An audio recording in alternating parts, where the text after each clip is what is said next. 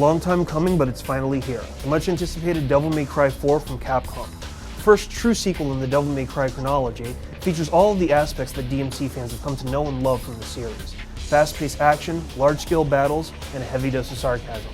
It also manages to showcase the power of the PS3 and the 360 handling. But enough talk from me, let's get into it.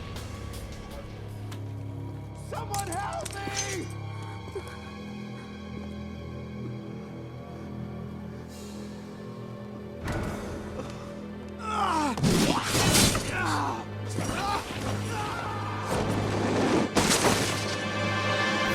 Devil May Cry 4 is set in and around the town of Fortuna, which happens to have a crowd of people that worships Sparta, Dante's father, as a god. Now, unfortunately for Nero and the people of Fortuna, Dante winds up crashing in during a religious ceremony and killing a large number of members of Nero's order. This, of course, makes Nero want to go after Dante for revenge, and sparks a story of retribution and betrayal, salvation and sacrifice across the game's 20 missions. Now, Nero is no slouch. He has access to a number of weapons and abilities. The first one, obviously, is the Red Queen, a motorcycle-handled, gas-infused sword that packs a serious punch, and the Blue Rose, which is a double-barreled pistol that he can charge up. He also has a number of acrobatic maneuvers, powerful strikes, and other moves that you can unlock and purchase as the game goes along. However, possibly the most visually striking one is the Devilbringer arm, which gives him a strong reach which he can use to grab and throw other enemies depending upon the situation. So I'll cut to the chase. At first glance, Nero appears to be a younger, apathetic, more irreverent kid that's definitely more dismissive of authority than Dante is. But Dante also manages to make his appearance known within DMC4 as well. And of course he comes packing his familiar tools of battle. He has Rebellion, his large sword, which he never goes without, as well as Ebony and Ivory, his twin pistols, which are basically extensions of his arms. He also brings Coyote, a sawed-off shotgun which he can use and wield with deadly efficiency.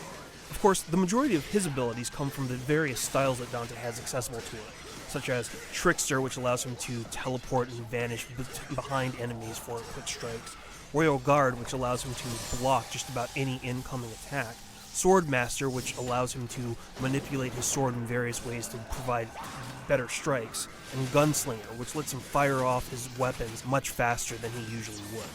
Dante in this game is definitely older, wiser, and probably a little bit more sarcastic than you've ever seen him. Glad I got your attention.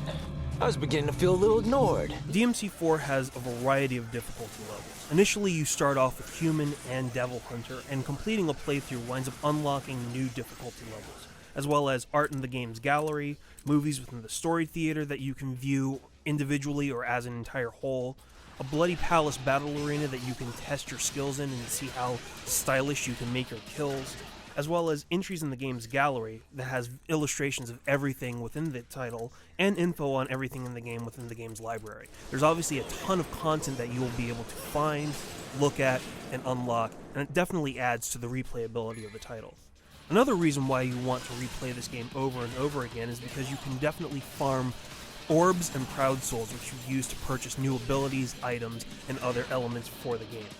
The first two levels, relatively easy, especially if you've played DMC3 or even, say, a completely different title like a Ninja Gaiden.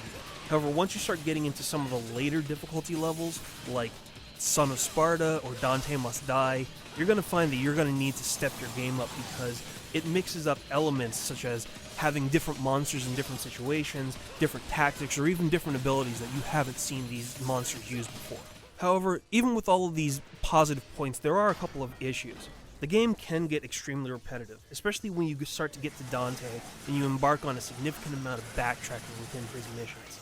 In fact, it almost feels like the game is primarily designed and focused around Nero, and Dante's role is primarily relegated to backtracking to previously explored areas. That kind of brings me to a second issue, though, which is that some of the characters that you might expect don't really have that much of a role in the game, such as Lady and Trish. Sure, you might have seen them within some of the trailers or some of the intros of the game, but they're only there briefly. You only get quick glimpses of them, but they really don't have that big of an impact within the game. Camera angles can also suck badly. Sure, you can maneuver the camera around with the right analog stick or have certain manipulation available to you, but there are a couple instances, especially when monsters start coming out of the floors or out of the walls, where you'll be blindsided for a second and you won't really know what's going on. So you'll have to constantly readjust at times, especially in the heat of battle. Of course, one of the biggest questions is whether or not the PS3 or the 360 version happens to be better than the other. Now, in this situation, the game is virtually indistinguishable from each other. However, the PS3 happens to have a slight edge over the 360, primarily because of the load times. Not so fast. Because you install DMC4 on the PS3's hard drive in a process that takes about 25 to 30 minutes, you'll experience vastly reduced load times as opposed to the 360, which doesn't offer you that feature. You might also find a couple of cleaner textures within the PS3 game. The 360 version has a few minor screen tears and some texture lines that are a little bit more harder edged, but it's very, very minimal, happens only every now and then, and you really have to analyze both sides frame by frame to really get a full-on understanding of what the true differences are. How much could he really know? Though the focus of the game is more on Nero than Dante, and could have been an entirely different game altogether with a Dante cameo thrown in, DMC4 still has all of the elements that DMC fans expect from the series. Over-the-top action sequences, tons of replayability, and a high production value.